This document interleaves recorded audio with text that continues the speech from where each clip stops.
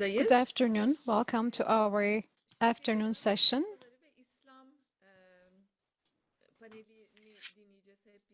We will be getting started with our next panel, Body Politics and Islam. I would like to briefly introduce Betül Yarar.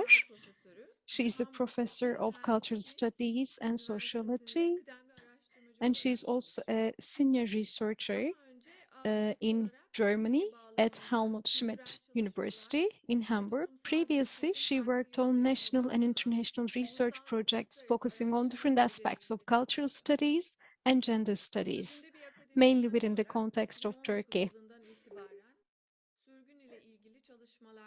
As an exiled scholar since 2019, she has also engaged in exile studies, written articles, and conducted one research project. Currently, she is conducting a research project on the same topic. Over to you, Professor Betül Yarar. Thank you very much. I have to first say that this is a very timely conference, excellently organized. I am very honored and delighted to be the moderator of this session, which includes some very prominent papers. So what makes this session very special is not only the fact that we will hear direct findings from the fieldwork of these three distinguished scholars, but it is also important in view of the previous discussions held during the previous session. So this very session gives us the opportunity to go and deep dive into the particular differences, like different sexual orientation, LGBTQI, or different individuals of different ages. So our panelists will offer us different perspectives. We have the Sunni Islam interpretation, and we are living in an era where the government is making an effort to make Sunni Islam as the dominant faith. And this is particularly important for those who are secularists, but also all those others who are struggling in this area. And this also offers us the opportunity to overcome this blindness, so to speak. Therefore, I would like to, right at the beginning, thank all our panelists for their interventions. We are all aware about the rules, the ground rules for the session. Each panelist will have 15 minutes.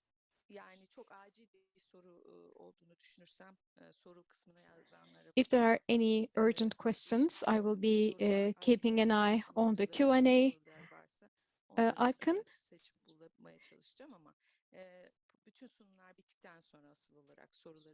But if there are no burning questions, we will have a Q&A session at the end of all the interventions. Our first panelist is Zeynep Kuyumcu. And her paper is entitled Negotiating Islam and Sexuality Through the Experiences of LGBT Muslims in Turkey.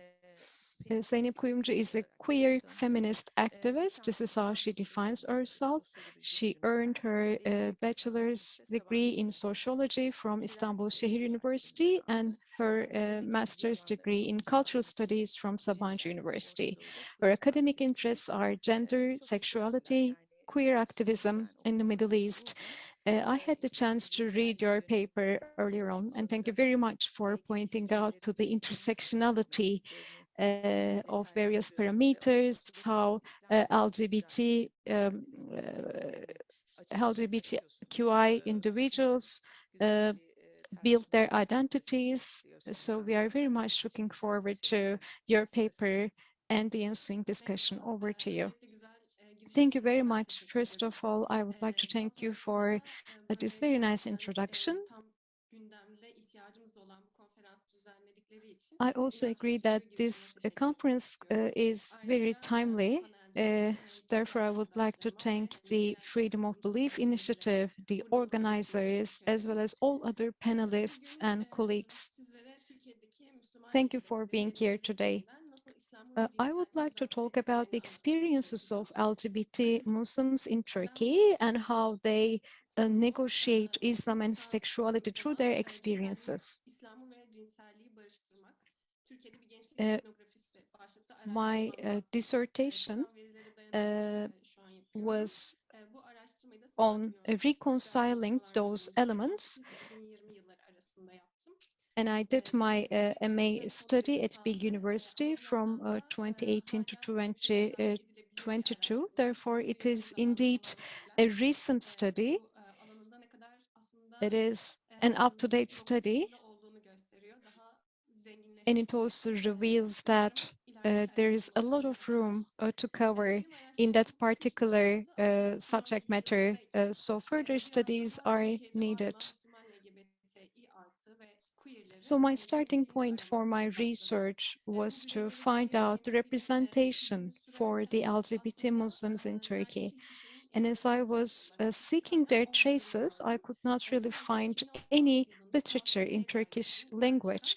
Only in 2016, the Kaos Organization's journal covered some representation of LGBT Muslims to a certain extent only. However, it did not really include the overall discussions about the issue, and it was also drawing on sources from other religions.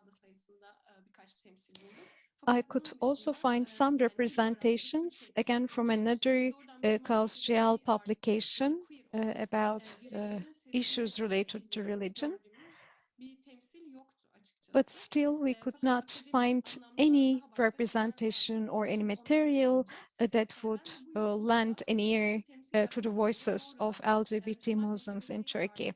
So instead of making an effort to find such a material, I have decided to meet LGBT Muslims myself and interview them for the purposes of my research. And I also want to understand how they feel about themselves, particularly when there is a lack of literature or when there is a lack of representation about their situation. So my research focuses on the experiences of LGBT Muslims in Turkey, how they build their identities and how they do interpret spirituality based on their experiences. I would like to first offer you the context because we are talking about the lack of representation, and in such societies, this makes things more complicated and difficult.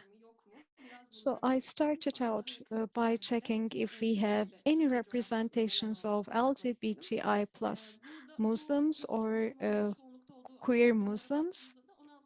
And when we look into the Muslim communities in general, we can see that in the 16th century, art and also literature, we can find different examples of representations. I'm here talking about non-normative representations because at that time we cannot really talk about LGBT or queer activism or movements. And I can also see different definitions. For instance, Sahara Mer mentions that women dress as men, and they also have cultural desires. And when talking about women, she defines them as lesbian-like women.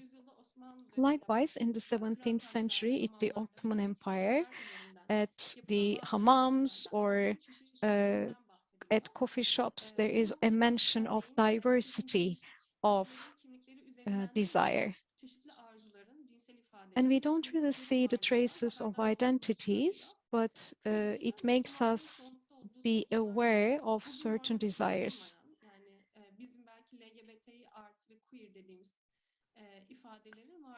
and the expressions we use today, such as LGBTQI plus or queer. So in other words, these non-normative definitions should be taken into account as distinct individual identities. Queer ve LGBTİ artı Müslümanlara dair en yakın tarihli çalışma The most recent study about 1994 yılında yaptığı ve bundan LGBTQI önce de plus and 1995 queer yılında Barry Adams'ın is Tarık Deniz'in yaptığı iki Barry araştırma Adams queerler and arasında epigenetik Tarık araştırma. Deniz Ancak bir tanesi dediğim gibi 95 yılında that yapılmış dates back Ankara'da. to Yine bir tanesi 1995 Eyle that was Sözleşmesi'nde conducted in Ankara. Fransız It was doktorlarla possible birlikte yapılmış thanks bu to araştırma 20 yıl Kausçal. Indeed, önce. it Bu was kapsamda net conducted düşündüklerini with sordular. Kausçal. Evrim Um, Ana'nın araştırmasında da and in Evrim sözleşme Ana's birlikte study, yapılmış. which Bu was araştırmada da conducted yaklaşık together 30 with kişi the çalışmış organization ve Spot, onlara they da reached out to dini 30 olan individuals bağlılıkları and sormuş. they were asked Bu iki questions araştırmanın about their sonucu da affiliation benzer or loyalty sonuçlar to veriyor religion. bize. Both İkisi de aslında studies LGBTİ artı produced bireylerin similar dine findings, yakın olmadığını, daha mesafeli kaldıklarını, sebebinin de özellikle which dini İslam'ın underline that onları reddettiği, kabul ettiği ortaya çıkmış. Yani bu LGBT kişilerin inancı ya da QI plus görüşü dini individuals take a sebebiyle certain o distance to religion bilgiye dayanarak because they kendileri assume İslam'a that religion mesafeli rejects olduğunu them ya da işte dine muhtaç altogether, olmadıkları ifade and edilmiş. also because others Fakat perceive Betül them as aslında non-pious. üzerinden hem vakit However, geçmiş these hem de two biraz daha teolojik çalışmalar research içerisinde findings bulunmuş. are now outdated, Benim and they also araştırmamda used yine teolojik bir a araştırma. theological Tamamen framework. sözlü tarih In my görüşmeleri ve personal teknik research, düzeltmeler I üzerine used oral yürütülmüş bir history araştırma. Sizin araştırmanız methodology 18 Ağustos and ayında also başlayacaktı. Yoğun bir participatory katılımla son observation ayrıldı. methodology. Toplamda 14 Müslüman LGBT ile I 10 had sözlü tarih interviews portresi with yaptım. Ben 14 burada LGBT LGBT olarak bir Muslims. düzeltme yapmak istiyorum. Ben görüşmelerimde I sadece would like to make a eşcinsel correction ve trans here. kişilerle görüştüm. I have only interviewed Interseksüel, aseksüel veya kendini gays farklı and ifade lesbians edecek or trans kimliklerden görüşmeler yapmadım. individuals. I have Özünde not LGBT olarak interviewed kısalttım. any Dolayısıyla intersex hani neden individuals or kişiler any veya asexual cinsel individuals kendini or seçmiyorum queer sorusuna bir individuals. cevap That's the vermiş why I'm olmayayım. now using the term Görüşme çalışmaları LGBT, sırasında because 19 my sözlü research only arasında ve yıl covers içerisinde LGBT üniversite öğrencisi individuals. kalanlar, 7 of them are işte university sınıflarından students, misafir others işte are öğretmen, iş from sahipleri, different mühendis occupations. Some kişilerimiz. of them are teachers, some of Çoğunluğu them are small İstanbul'da business yaşıyor owners. sohbet sonucunda. Bir kısmı Most of my Kütahya, Elazığ ve respondents Malatya'da da live ikamet in ediyorlar. Istanbul. Bu Some of Kürtlerden them bir live tanesi in kendini Kütahya, Alevi İzmir, olarak and Denizli değerlendiriyor. provinces. Daha doğrusu Alevi bir One of my ailede büyümüş. Fakat interviewers Alevi olduğunu üniversiteye defines geldikten sonra öğrenmiş. themselves Daha as doğrusu Alevi, beni Alevi gibi bir rather algılamıyor grown up in an Alevi çünkü family. herkesin insan geleneğiyle yaşamış And they kişiler. didn't know that there was a difference Bu between faaliyet Alevi içerisinde identity and çocuklar Sunni işte identity kişilerin kendi up hayat until hikayeleri, university. eylemleri üzerinden anlatarak So değerlendirerek bir the tarih anlatısı, interview onlara bir tarih anlatısı sunduğu is based on söylendi. the personal Emin historical olun accounts ben de bu yolda of the interviewers. hangi tarihi anlatıları aslında And taze since I bulduğumu have been öğrenmek için de focusing on kişilerin the kendi lack of hikayelerini gördükten sonra böyle representation, tarih görüşmelerini daha uygun buldum. I Bunlar believe dışında it would be özellikle more belirtmek appropriate istediğim to şey, conduct yani those biraz öğrencilerin interviews önünde iki in şey oral içinde. history methodology. Ben kişileri kendilerini neden Müslüman ya da nasıl Müslüman olarak değerlendiklerini hiçbir şekilde I sormadım had ve never haklarında asked olduğunu my düşünüyorum. interviewees about Kişilerin veya how Müslüman they kimlikleri see oluşturmak için themselves yeterliydi. as Muslims. Burada So for me, a her self-acknowledgement of sorduğu my sorular Müslüman interviewees fantazilerini or their insanların self-identification as yaklaşım. Muslims was Biz ilk sufficient to olarak me. So I did Alevilerden not ask başlıyor them further araştırma. questions Bir about hususi how belki queer olmak ya da they olmamak have içselle ilgili become a mücadele. Muslim person, for Burada instance. şimdi tüm deneyimlerden ince ince bahsedemeyeceğim için sürem kısıtlı. O yüzden Since ilk our olarak time is aslında bu limited, I will araştırmayı not şuna get vermek into the istiyorum. details of every Görüşme yaptığım interview, insanların but I would hepsi like to give you queer an overall picture. topluluklarda All the büyüyenler ya interviewees da that I büyüdüler. met Bir şekilde dindar oldukları için hani ayrımcılığa maruz kalmışlar. uh, Aynı have şekilde diğer faced discrimination örgütlerde ya da because of their gruplarda da religion, kendi because cinsel of them kimliklerini bir being süre tanımaya an observing başlayarak Muslim. biraz homofobik ayrımcılığa maruz kalmışlar. And Böyle they de have bazıları also vardı. faced Ben de bu aslında homophobic 2059 discrimination Türkiye'de too. yaşanan eşcinselliğin hastalık olduğu söylemlerinin And in yaygınlaşmasıyla early birlikte bu 2000s, there İslam was İslam'ı this reddediyor ya da işte eşcinsellik İslam'a aykırı bir şey olarak algılanmasının allegation or perception that homosexuality is a disease. And I believe that this misperception has become more widespread, also with some scholars of the time reproducing this idea or allegation. And all these ideas, in a way, feed Orientalism, but they are homophobic statements indeed.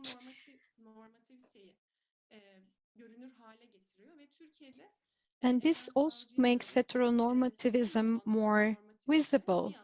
So even though normativism is rather silent in Turkey, it becomes more vocal because of traditional family structure in Turkey is made up of men and women, and we call this heteronormatism, and this is generally accepted. Queer secularity.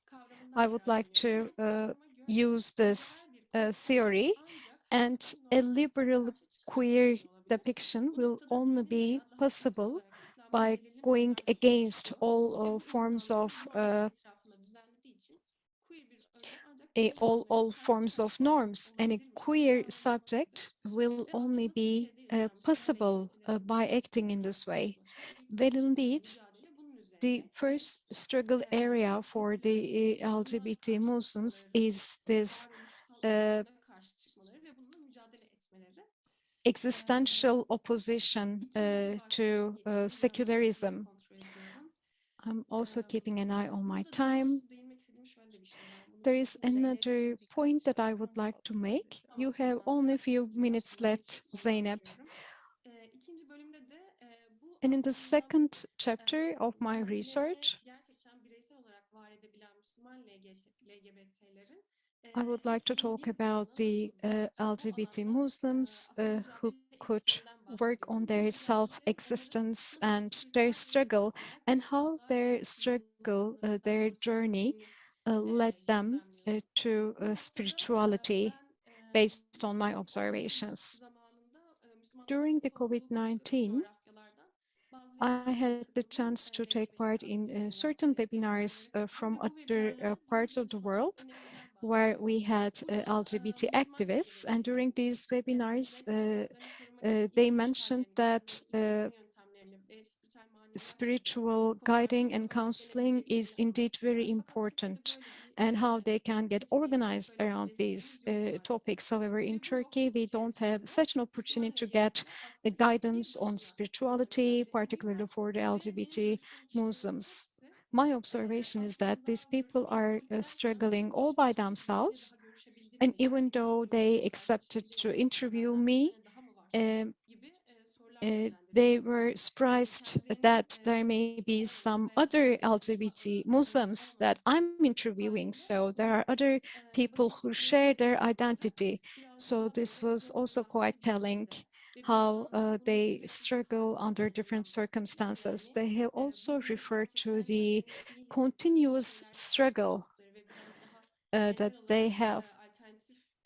Perhaps nowadays they feel better because they find solace in Islamic spirituality, but every now and then they bounce back, start experiencing the problems again and again. So I would like to wrap up now, and I believe we will continue during the Q&A. Thank you very much, Zeynep. I would like to apologize that we had to intervene. I'm well aware that you had to leave out quite important parts due to our limited time. Talking about the LGBT individuals, particularly religious or pious LGBT individuals, and how they build their identities. I understand you have a lot of data on this, so I hope during the Q&A you will have more chances to elaborate on that. And now I would like to give the floor to our second panelist, who will talk about Islam or Orthodoxy through the headscarfed women. Our next panelist is Duygu Altınoluk, and her paper is entitled Generation Z Narrative, Abandoning the Headscarf as an Object of Reluctant Consent.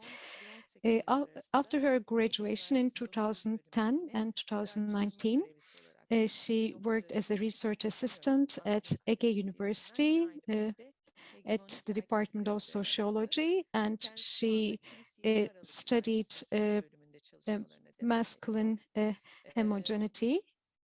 hegemony. Thank you, Duygu, for your participation. We are having a lot of discussions on Generation Z, but I don't think that we have enough research on the topic. I think there are certain studies, but limited in nature, so I'm all ears. We are all ears. Over to you.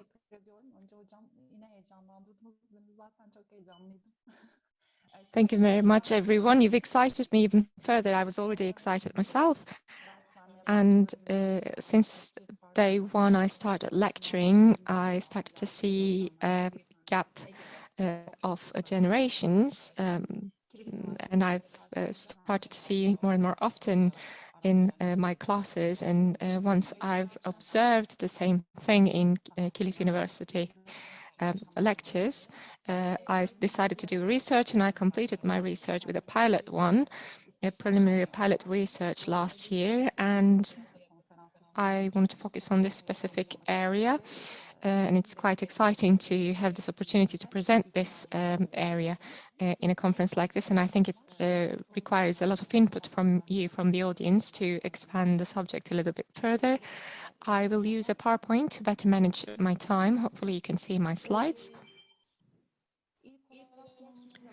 First and foremost, I'd like to talk a bit about the objective of my research. I'll give you a logical framework, and then touch upon the conceptual framework, and talk about methodology, and start talking about the findings, which I hope will be more enlightening. I first of all started this research with the goal of trying to understand my observations. I tried to trace the power of the women body and on the women body and women identity, which is the concept developed by Foucault. And we've started to hear more and more about the promise of hope that's represented by Gen Z.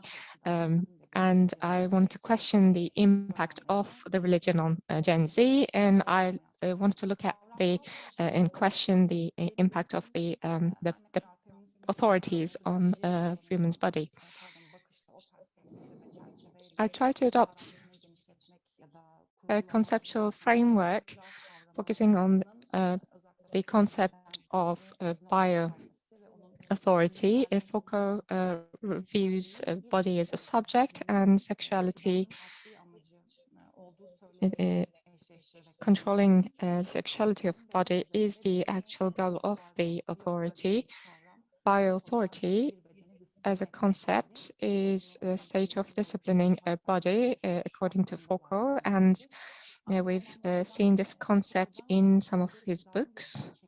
And body is a reality of bio-authority, and medicine is the most important strategic method for bio-authority, as we've seen in ban of abortion and some other prohibitions, and religion is one of those, and that's what we're going to address today. And authority is able to intervene in the individual space of body space of the person, and trying to control it in every area. And we have a feminist standpoint for this research, which will hopefully give us a more egalitarian and louder picture. We had a snowball sampling technique used in this research to reach out to Gen Z, starting with a student of mine who did not give up on the headscarf. who had given up on the headscarf, and Dr. Çağdar's example was visible there because they left home giving up the headscarf. I ensured anonymity of all 7 women I interviewed with semi-structured interview forms, questionnaires. I carried out in-depth interviews without interrupting verbal narratives of the interviewees. I carried out a descriptive analysis, which is the most frequently used method, and I have analyzed the interviews later on to establish the themes that were discussed. I had 3 categories under research, and I've categorized the themes after a few interviews. One of the top questions for me as a researcher, as a scientist, was the following: on what basis they'd given up to adopt headscarf.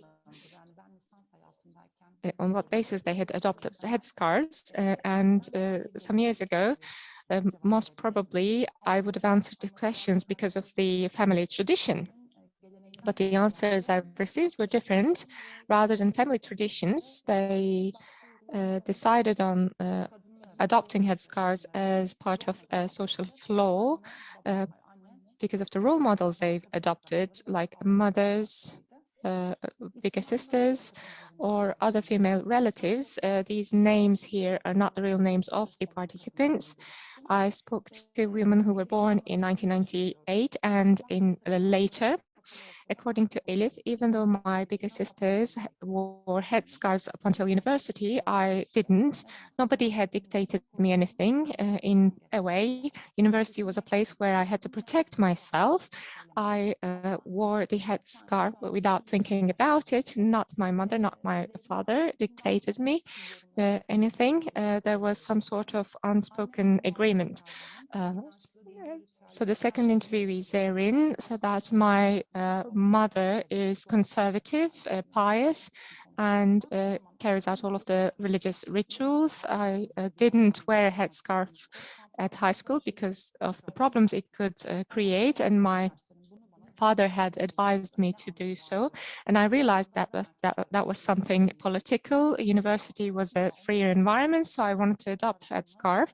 I was wearing jeans and a t-shirt and wearing a headscarf at the same time, and my friends then started to question me. What's the point, they asked, and Quran does not dictate men to wear a headscarf.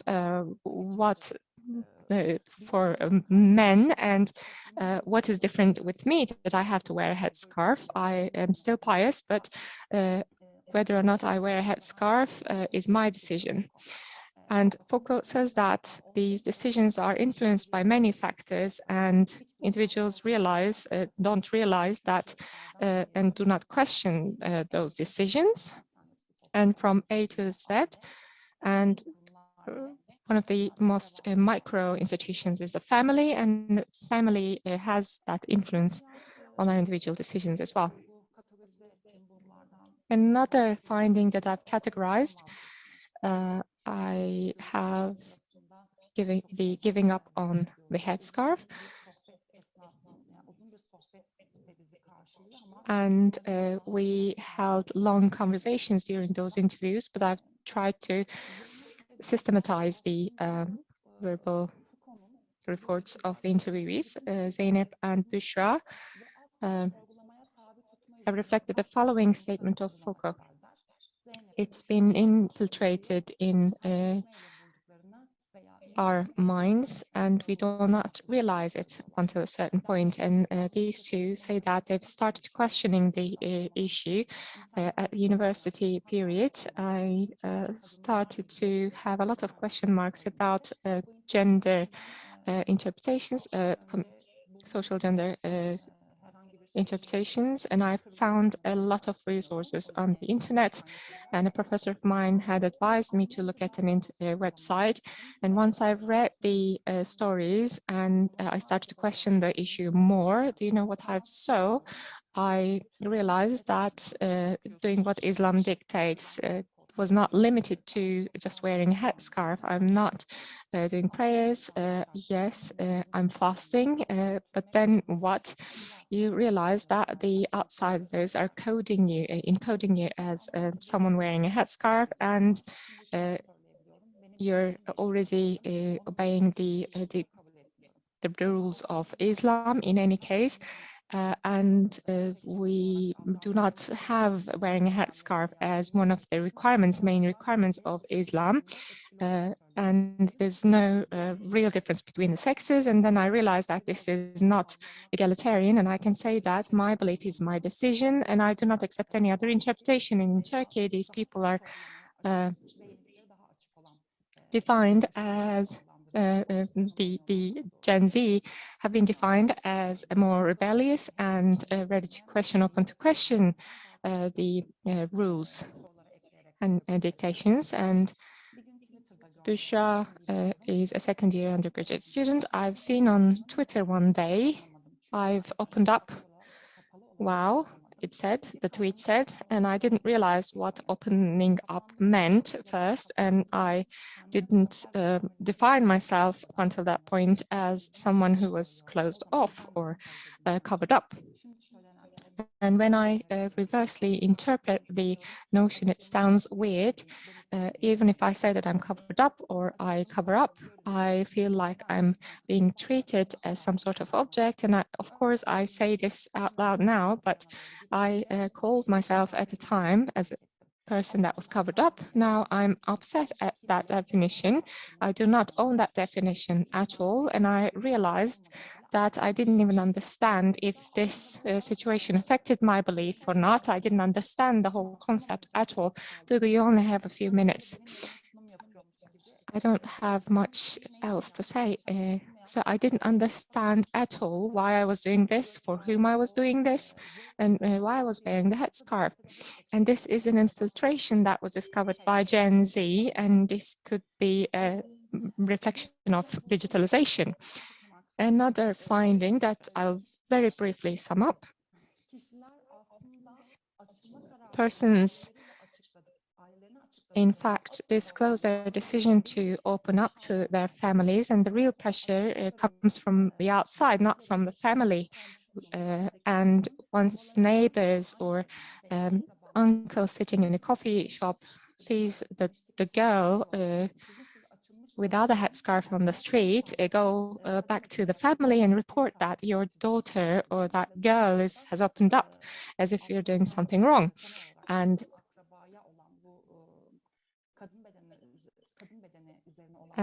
this male imposition on women's body comes from religious pretexts and through the society, and these infiltrations and leaks help women realize and define their own beliefs in the way that they want. Thank you very much.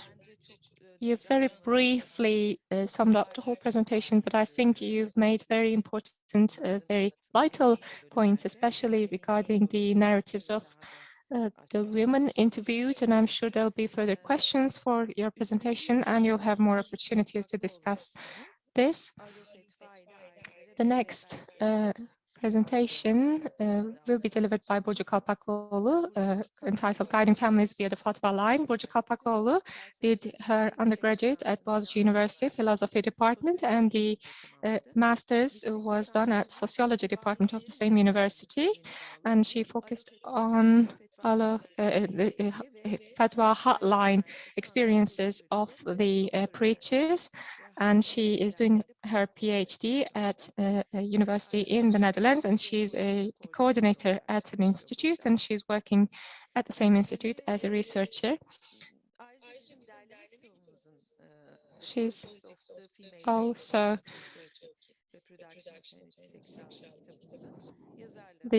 one of the authors of our book on body politics and Islam in Turkey, and I'd like to extend my gratitude to her taking this opportunity.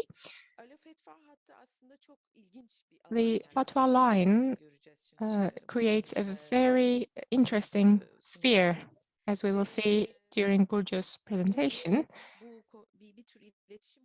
And this is some sort of communication line that is part of the daily life that has been converted into an area of negotiation, ensuring communication between two different groups of women, a sphere of reinterpreting Islamic rules. And I think that's what we will see. That's my personal take on it. Thank you very much, Burcu, and over to you. Thank you very much, Professor Betül. I hadn't had the opportunity to thank you, so let me acknowledge your important work and the work of those organizing and participating in this conference.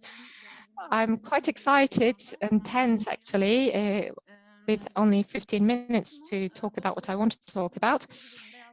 I have based this presentation on the graduate thesis I wrote at Boğaziçi University Sociology Department. I did my research back in 2015. There is a ladies' Fatwa line, which is located in the service building of Istanbul Mufti office.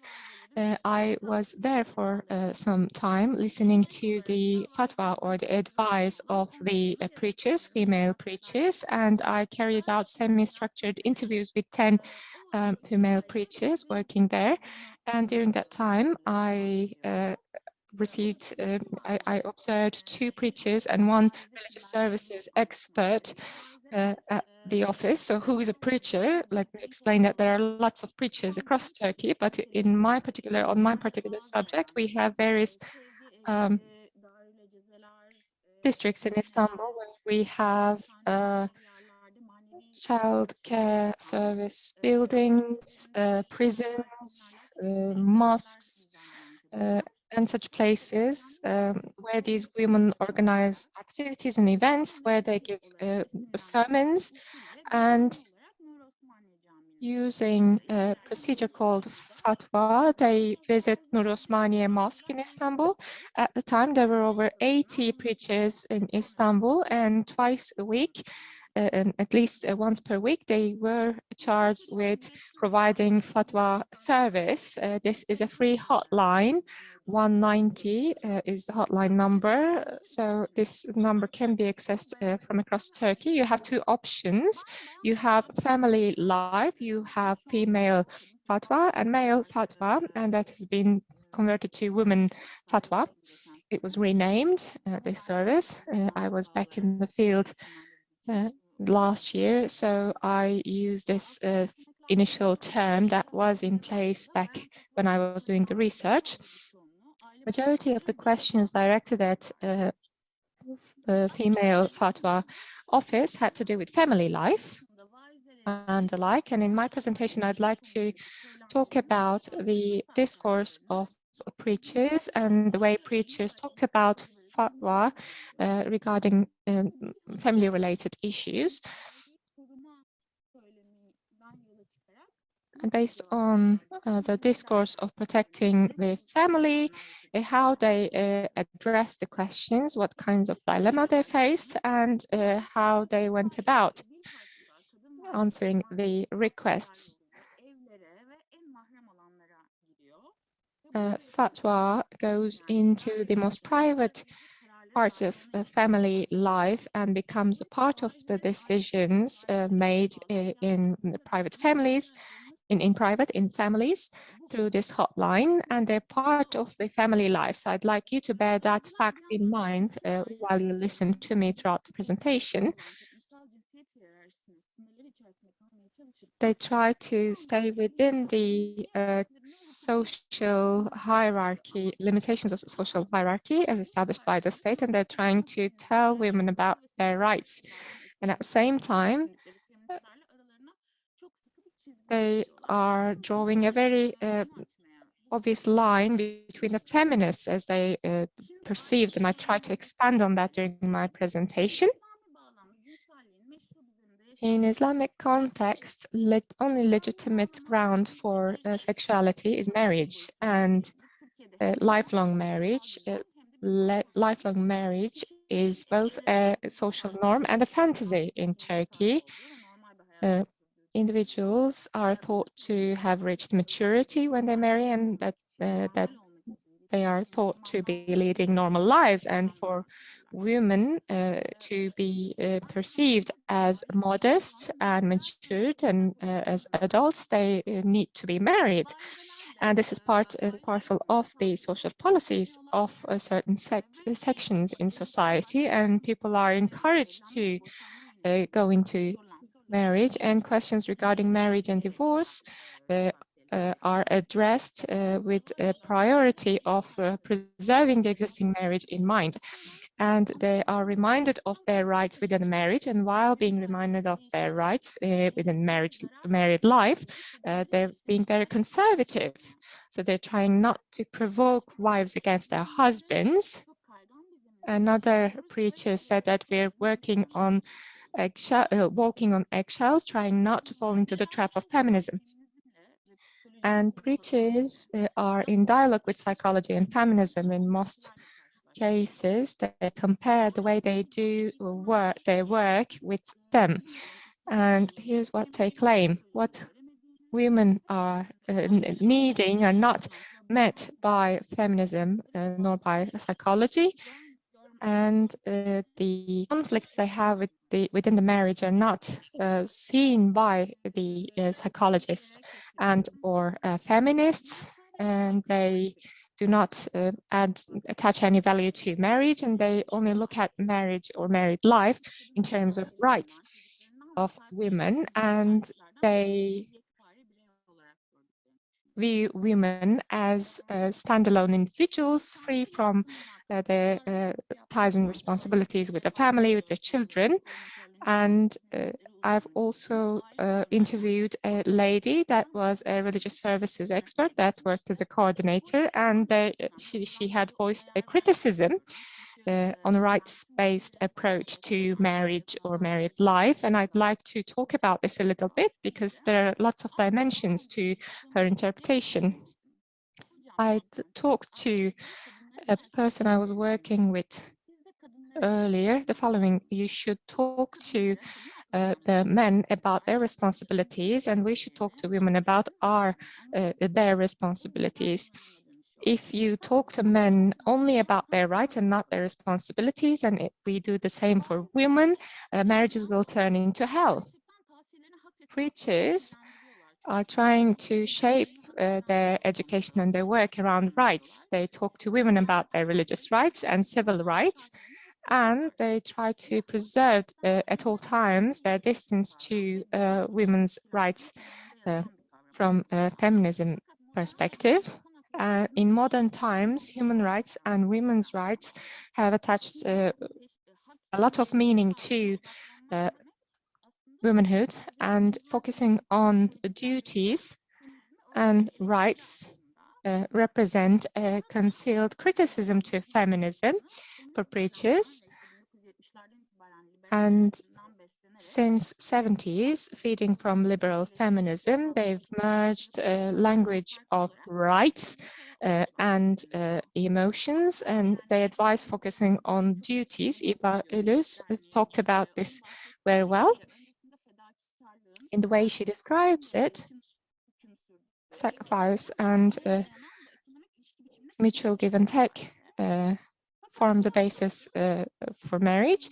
The preacher is trying to preserve this ideal, and at the same time, they're trying to inform both men and women, apparently serving equality, but this is based entirely on gender, and we are in a process where women are deprived of their rights at all times in such a society. Telling women about their duties rather than their rights only serves to strengthen patriarchy. Girmek zorundayım. Mikrofonuna biraz daha yakın ve sabit. Tamam. Çok hareketliyim değil mi? Evet. Could you please speak closer to your microphone, and could you please try to remain stable? No problem for us, but so that our interpreters can hear you better.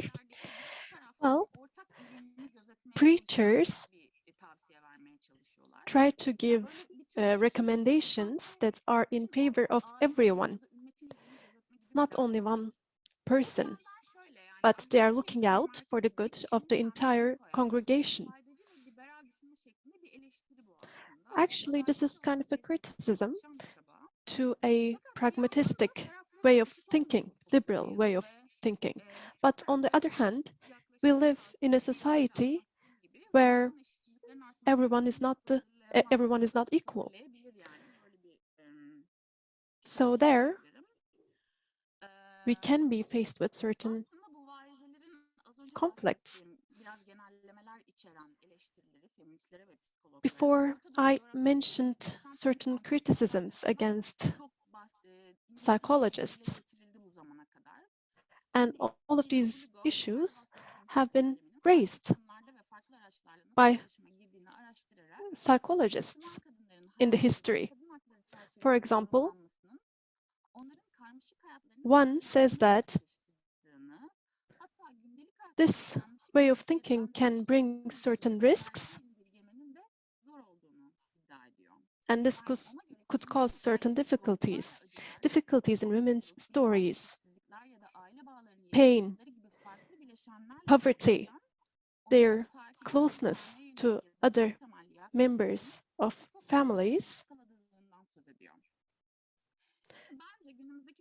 can be placed in this multi-layered structure, can be placed in a difficult position. There are some conservative sections, political actors that criticize feminism, because they define women within a family and they ignore women's own well-being. So in a way, they bring family and women against each other, and they defend policies that can victimize women.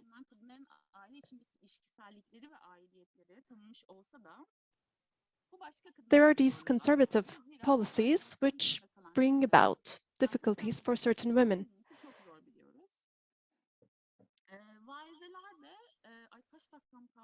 How many minutes do I have, by the way? I believe I'm taking too much time. You have 2 minutes left, so please wrap up your presentation. Yes. I have to treat everyone equally. Okay, I understand. Let me read this part up. Within these relationships, social relationships, these preachers undergo different experiences and they give recommendations to women, keeping in mind their needs. So their recommendations are different from male preachers' recommendations. But on the other hand, they are employees of the Presidency of Religious Affairs and they embrace social norms. So they encourage family life in their recommendations. But while doing that, they also answer as women and they understand other women. And they say that keeping that in mind, yes, they privilege protecting family. Issues of divorce, women having less means after getting divorced are reasons for them not encouraging women to step out of marriage relationships. So they are trying to avoid responses that would lead women to think about getting a divorce. They are trying to encourage other alternatives.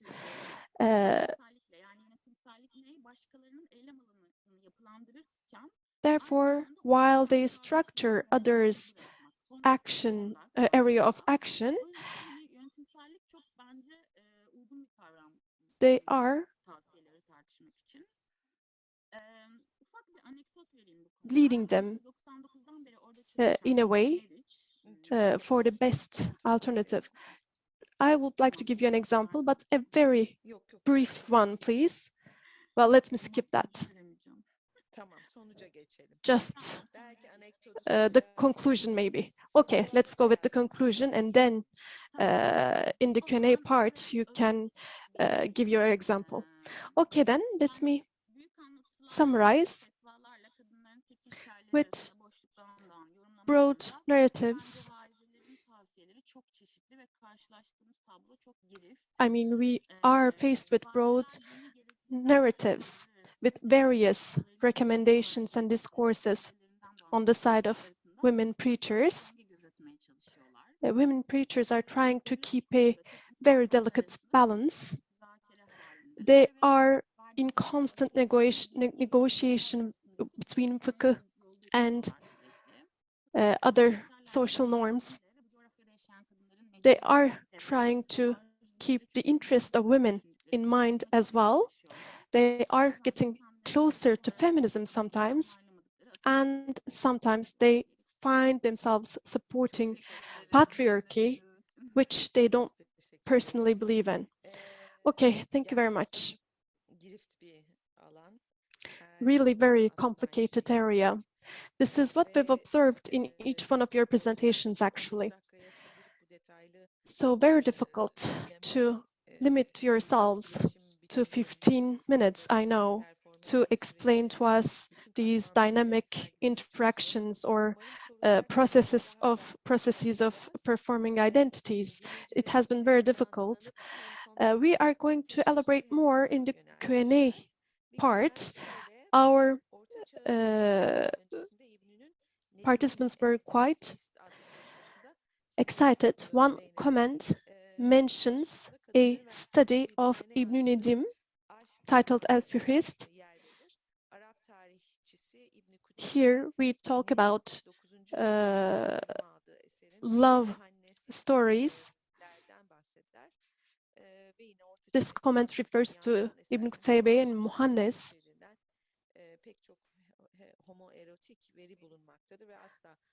And in these types of sources, we can find a lot of homoerotic data. So this comment refers to the fact that in history we can find references.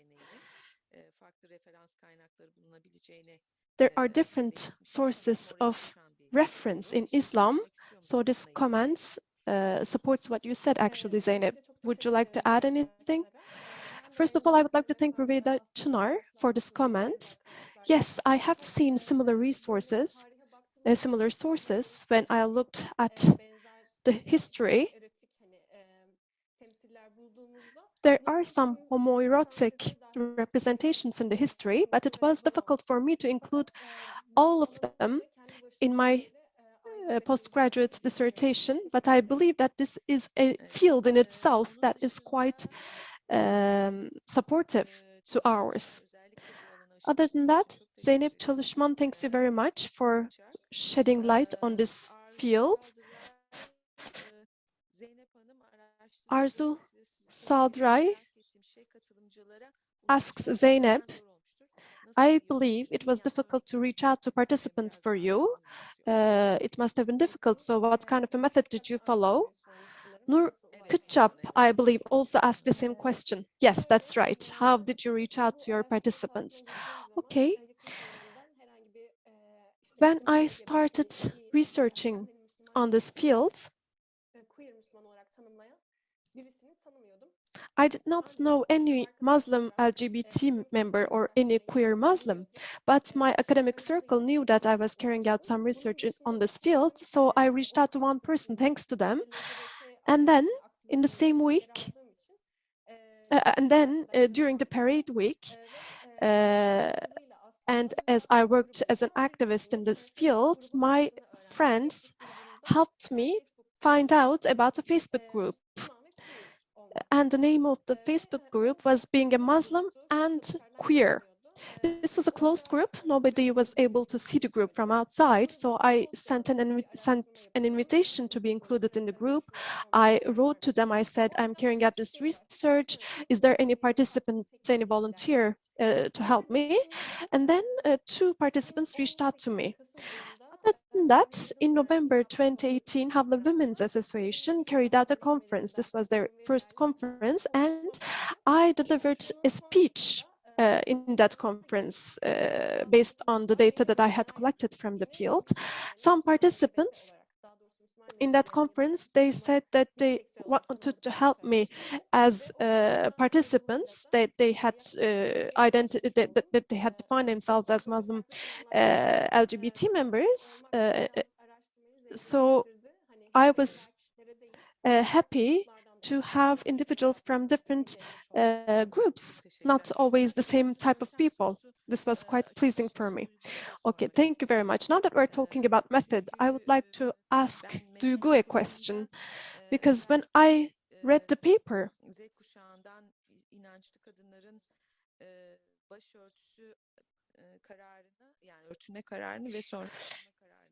pious women from the Z generation, you focused on their decision to veil or unveil, to wear a headscarf or not wear a headscarf.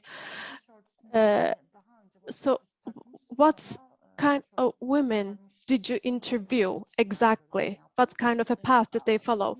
Actually, I interviewed women who wore headscarves before and then who put off their headscarves. But a second part of the research can be conducted with women who still wear headscarves, so we can compare this. We can compare both groups. Okay, that might be a good idea, but I would like to ask a question here. You said something, and I think it was impressive. You emphasized the fact that with their own will, they wanted to wear headscarves, but there, the concept of will should be elaborated, because you mentioned Foucault, but you interpret it in a different way, as if it is pressure from an outside authority. But actually, it's a concept that it is an understanding of power that makes you exist, actually. It's a positive concept. We are talking about other dynamics affecting you, but also it is a process that you internalize in the process of getting to know yourself. It is not only an outside will, actually, if you will. So finding a pressuring party there is quite difficult. Also, the decision to unveil, the decision to remove a headscarf can be tackled in the same context. So can you please elaborate on all of these issues? Do you want me to answer now? Yes, you have a few minutes right now, please. Okay. There was another question about the notions that I would like to underline the most. Actually, this could be one of these decision mechanisms. As you said, they wear headscarves with their own will. This is what they say. But actually, the socialization process that started in the childhood and their social role models, maybe this is what makes it possible. And here is what I can say about the women I interviewed and about their decision mechanisms. They have a lot of outside stimulators. I'm talking about Z generation, and one of the key concepts here is social media, especially Instagram. Twitter is non-visual maybe as compared, but especially Instagram. Most probably, Generation Y and those who wore headscarves, if we were to interview them and if we were to ask them what stores they shopped from, for example, Tekbir was one of the shops that was researched, but the women I interviewed told me the following. Generation Z, they have a way of clothing, they have a style, and they want to create it themselves. For example, they say, I do not want to cover my hair, I do not want to cover my my arms. I want to decide myself.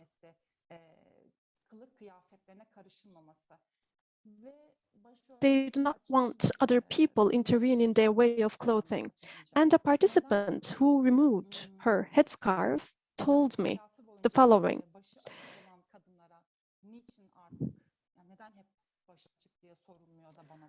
People who do not wear headscarf are not asked this question. They're not asked why they're not wearing a headscarf, but why are people asking me this question when I prefer to wear a headscarf?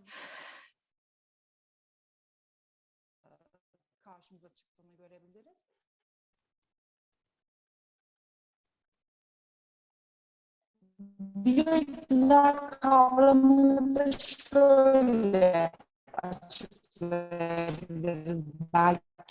We cannot hear the speaker, unfortunately. Kendi öznelerinde ya da kadın bedenlerinde var etmek istedikleri için bir iktidarı yeniden canlandırmak bildim mi ama sesim geliyor mu? Biraz karıştı ama anladık sanıyorum. Well, we weren't able to hear you, the last few words, but we were able to understand you in general, let's say. Okay, you can continue if you will. So those women who gave up on wearing headscarves, if we think of Foucault as you mentioned,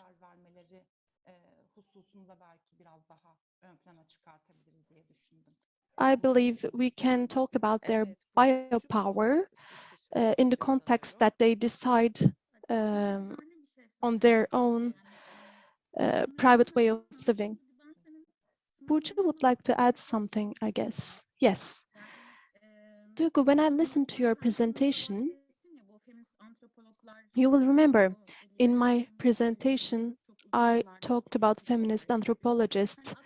They are criticizing liberal feminist discourses. So I think about their criticisms based on autonomy and based on freedom. You base your comments on activism in that sense. I wear a headscarf myself, and I know many people like that around me. There are many people who remove their headscarves as well. I talk to many different types of people, and the motivation of people while they remove their headscarves are very different. They sometimes tell stories of liberalization, but others tell different stories, totally different. So maybe you could diversify those stories. Even if the story is a story of liberalization, your interpretations could not be in parallel with that. Maybe you could try to analyze it from a different point of view. I don't know if I made myself clear. Yes, exactly. Also, the issue of reluctant consent. When I listened to you, I felt like, yes, women are making their own choices, but there is also oppression. There is also pressure. This is the impression that I got. There is a good saying, actually. It's as if not wearing a headscarf is neutral, but wearing a headscarf is an extra decision. Actually, both are decisions. This is why maybe we're seeing it as outside pressure, as an outside oppression. So maybe we shouldn't see it that way, but we should rather think like we all go through similar processes. This is all I want to say. Thank you. Yes, the power relations are very flowing and also are performed repeatedly, and the identity is repeatedly negotiated as well. and also the dynamics that affect that identity. You always interact with them as well. Therefore, there is a persistency here. I believe that Foucault starts this argument but doesn't complete it. In your presentation, Duygu, I think what was really important was that this issue, at the center of this issue was the family, and also you didn't really speak about it, but the issue of social media. I think this opens up another vista as well. For example, I believe Burcu had mentioned before, for example, the metaphor of getting out of the house. So that also tells us that the social media could be an important factor here as well. So would you like to say anything to this, Burcu, Duygu, at the moment? So I've been conducting this research since last year, and from the first moment when I even created a questionnaire, and I don't really have a very sort of a structured questionnaire, as a matter of fact, the participants, the respondents, gave me this concept in a way. And probably the data that I'm going to be collecting are going to change my assumptions as well. For example, one respondent told me that they had stopped wearing the veil because of eczema on their head. So there could be many other reasons that could appear later on, but one of the main points that I had was to see whether faith and religion could separate at one point or not. But obviously, I might need some other concept as I go along. Thank you very much for your contribution. Again, with the social media issue, there are certain questions that are coming in from the audience as well. Did you get any data that they had more of a presence after they abandoned the veil on social media? For example, one question was that. So 2 respondents during their university lives told me that they were not wearing the veil in university, but were wearing the veil at home. And 2 other respondents told me that they create their own space on social media. They never add, for example, as a contact any members from their family. And for example, one of them told me that her mother was asking that she should add her, but she was keeping her profile secret to her. So we create our own public space, probably. On social media, it becomes a space where we allow the people that we want and we don't allow the people that we don't want. Also, another respondent was talking about how there is certain posts saying they said that they didn't want to see the posts about veiled women, saying, for example, that okay, she's wearing a veil, but look at her tight clothes that she's wearing. So because she didn't want to see that, she said that she didn't want to be part of it. There were 3 people among the respondents who were getting gender studies as a course, and they said that they had a lot of factors that they couldn't reconcile within themselves because of all these reactions coming in. Back to Zeynep, there are certain questions. If you could note them down, Zeynep, because I'm just going to list them. So the Muslim LGBTs in Turkey, do they have solidarity networks generally in Turkey or abroad? The second question, what kind of an argument do the LGBT Muslims in Turkey use to explain themselves, to express themselves to the Muslim congregations in Turkey?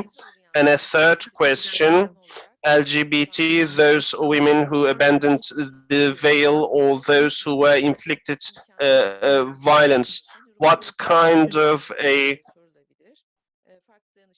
solidarity space or sort of an advice space could be created for LGBTI, the women who abandoned the veil or violence? And what kind of also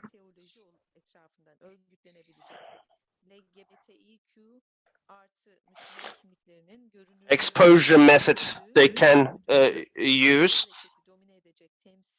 Also,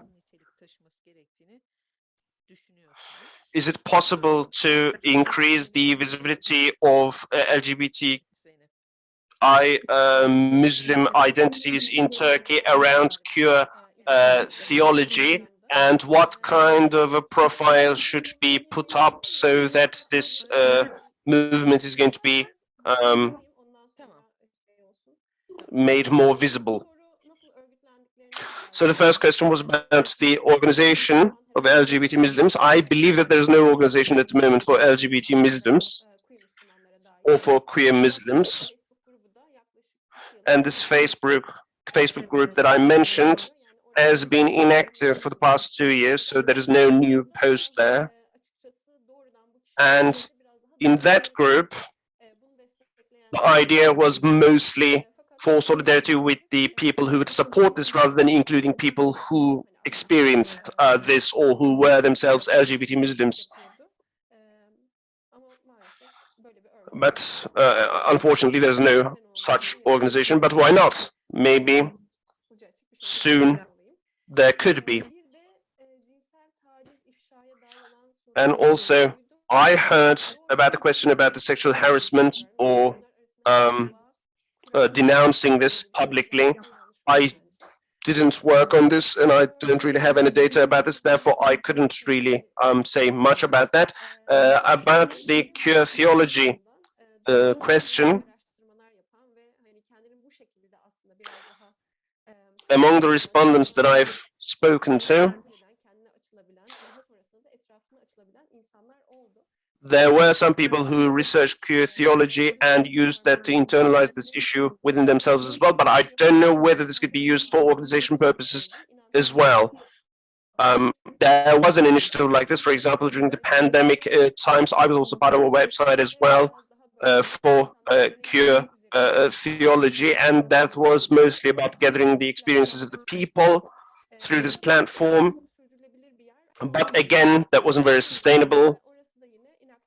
And then that site turned inactive as well. However, a person that was with us there starts a new website called The Faithful Side of the Rainbow. There were some posts there. I checked it recently, but again, it didn't seem very active. But there were some posts. Kaos GL, the LGBTI association in Turkey, again, makes some publications or talks about in its editorials about LGBTI and Islam. However, this should be done more, I think. Unfortunately, recently there hasn't been much movement in that area, as far as I could see. But we're talking about these issues in smaller groups, and we would like to do something about it, especially many of the respondents that I've spoken to during the pandemic time called me back and said that they were really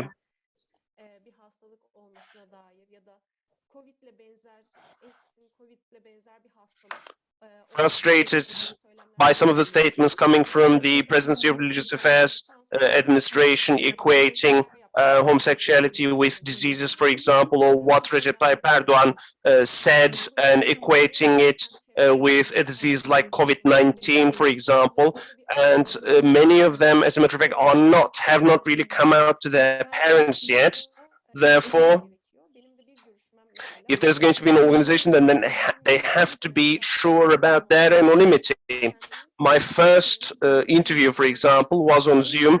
That person never showed themselves to me, and only after a second time, once I had their confidence, I could do the interview face-to-face. So therefore, getting organized is very difficult, but maybe in smaller groups, we could have that. The second question, if you could repeat that, please. All right, the second one, how do the LGBT Muslims explain themselves, express themselves to the religious congregations in Turkey? So this is about the organization problem a little bit as well, but maybe still at an individual level, maybe you could still say something about this, and I'm sure there would be negotiations that they had, and there would be individual coming outs or explanations to the religious questions by these LGBT Muslims. So how do they open up to religious congregations? So my most important observation about these people is the fact that it first of all takes a lot of time for them to open up to themselves, and they need to find an alternative source of theology in order to be able to do that, and also maybe participate a little bit more in LGBT activism. Once they have confidence from one source, then they can open up to themselves. For example, one of my respondents, who was 28 when I made the interview, said that they went to Istanbul after finishing university, and for 3 months they had been part of Lambda Istanbul, an association, and told me that they had a lot of fun there and they had really enjoyed the idea of getting together with other people. And after that, he said that after 3 months, he told them that he was going to Friday prayers. He opened up about that, but then the people at that association mocked him, and therefore he felt the need to restrict himself. So, as a matter of fact, opening up or sort of coming out as religious in LGBT circles is even more difficult than opening up to religious circles. For example, the story of Lut is always cited in such communities. One of my other respondents had left the veil and then put it back on, and for example, from their own family, they said that you're not a normal person, and therefore whether you put the veil on or not, it doesn't really make any difference. If the family knows, for example, that they're LGBTQI, then they say that just putting the veil on makes no difference. Therefore, before coming out as religious or coming out as LGBTI, then they first of all have to understand that there are alternative sources that they could draw from. They need to see that first of all. Therefore, in sort of pious communities or Muslim communities, it's very difficult for them to open up about this. When you look at the LGBTI organization, and I can talk about my own experience there as well, coming out as Muslim in those circles can bring about theologically driven arguments.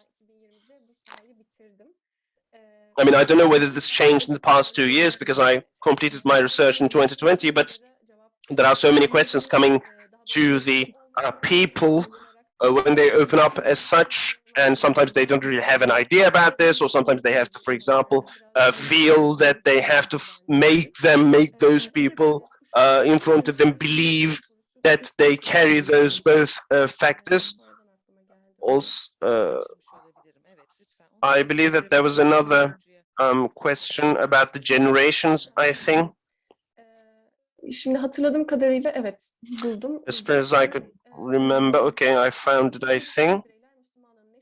LGBT Muslims, how do they experience their religion, and also do you see any difference in terms of the generations? I mean, I believe that the polarization, like they live secularly or they live religiously, that would be wrong, I think. And also, that is not my job to say anything like that, to state anything like that. How a person experiences their own Muslimhood, their own religion, you know, that's a very unique experience for each person. Therefore, for some of the respondents that I've spoken to, for example, they said that prayer was very important for them. They would refresh their faith each day by prayer. And also, I know that a lot of people, for example, would do the namaz, the regular prayer. And there were some people, for example, who had no idea about the alternative sources of theology. And these people were generally the older ones, generally about like 26 to 28, I would say. So among my respondents, the university students were more enthusiastic about looking for the alternative sources as well. This is to do with their digital skills as well, probably. And therefore, globally, they are more aware of what kind of alternative readings of Islam there are around the world. And they don't restrict themselves to the framework of the fatwas issued by the Presidency of Religious Affairs in Turkey. All right, thank you very much. I would like to go on to Burcu's question now, because we don't really have a lot of time left. But many of the questions came later on. That is why I'm just reading them at the moment. So apart from officially defining the roles of female preachers, what kind of a social benefit do you think they serve? And also, have you checked into the membership of women in religious sects or religious groups, congregations?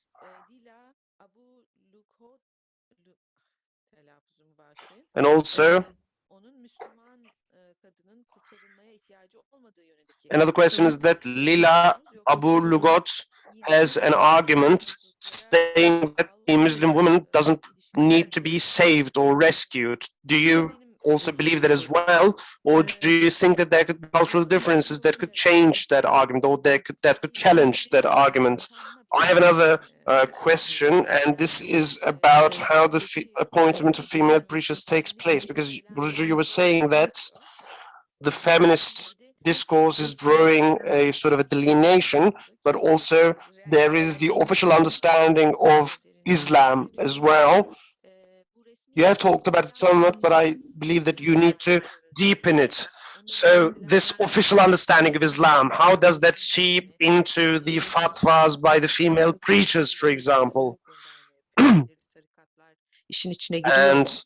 do certain congregations come in here, for example, or like sects come in here?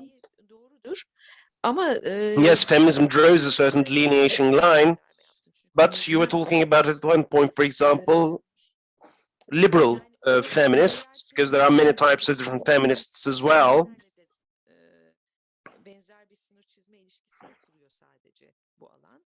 So do you think that there could be other interactions here? You said at the last point that there are many layers here, but maybe because of time restriction, you can really talk about those layers. So if you'd like to deepen that, that'd be great. I'll start with the last question first. I believe that when we talk about feminism, only liberal feminism comes to mind. I can say that there's a very normative understanding of feminism. Therefore, I am also talking about liberal feminism as well.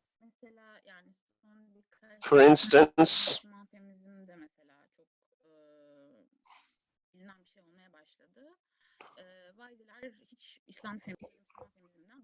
the female preachers, when I conducted my field research in 2015, never talked about, for example, a sort of a Muslim feminism or anything like that. And also, since 2015, there was more institutionalization in the Presidency of Religious Affairs. At that point, for example, some of the female preachers were only on a contract, but at the moment, for example, some of them are on payroll, and they at the moment have a much more systemized way of recruitment. But what they told me about that point was that if they had some understanding of exegesis, or like if they had some understanding of Quran, then they could be recruited. Or I don't know whether they also checked, for example, whether they were members of certain congregations or certain religious sects. But there was a respondent, for example, there was a female preacher who was part of a particular sect, Yazıcılar. But apart from that, I can't really say anything about this. And what kind of social benefit do they provide, you think, was another question. I'm just going to tell you what they think, as a matter of fact. They believe that there's a big gap in the social area about this, as a matter of fact, and they believe that they fill in that gap, and that is a big motivation for them. The fact that they perceive that there's a gap here, they believe that it is their responsibility, it is their undertaking. This gap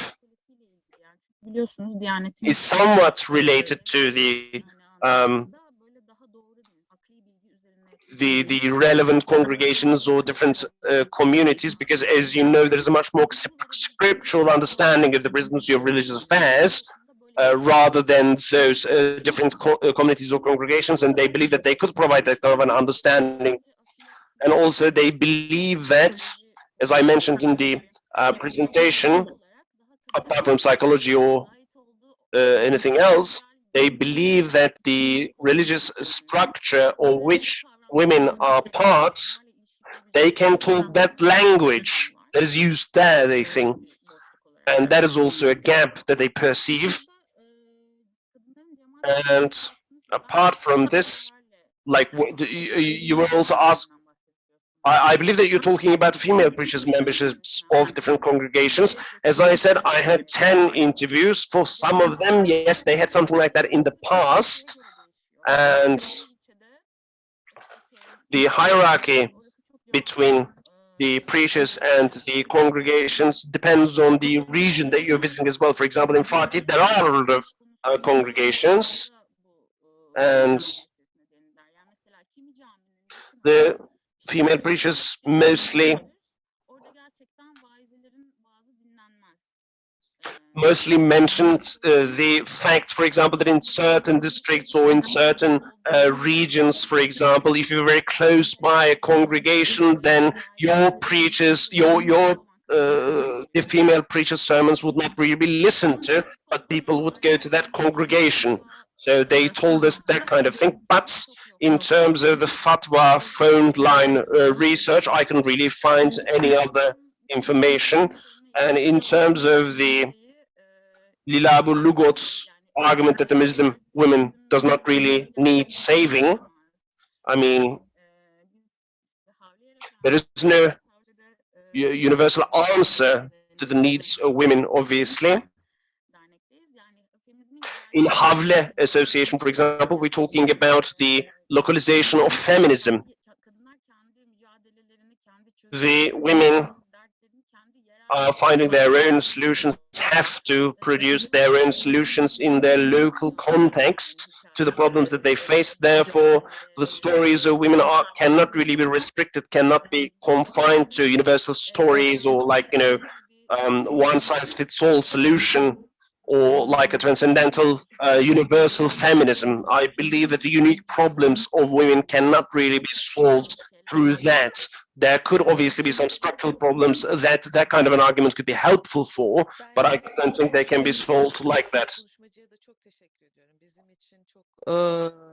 Yeni başlangıçlar yarattılar. I'd like to thank all our three panelists.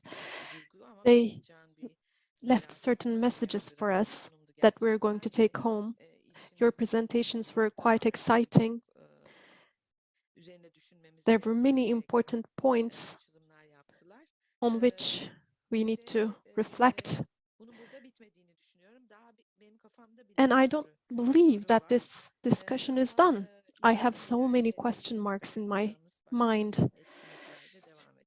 But I believe that in other organizations such as this one, we are going to pick up where we leave off here. So thank you very much on behalf of myself and our participants. Thank you. Sorry, excuse me. I just wanted to ask you, actually, we are out of time, but Mine, do we have any time if we want to give them one last word? Actually, we need to take a break now. I agree that this has been quite interesting. We need more exchange of opinion. I feel like we need that. This has been mind-triggering for all of us, but we need to take a break. Okay, then no last word. In any case, you were able to elaborate on your previous points in the Q&A session. Thank you very much once again. Okay, thank you. I'd like to thank our panelists and our moderator. There is a lot of room for discussion at the end of this session, so it has been quite enjoyable. We're going to take a 10-minute break, and then at 3:10 we will convene back here and we will talk about public governance at the intersection of freedom of belief and gender. So we're taking a break now.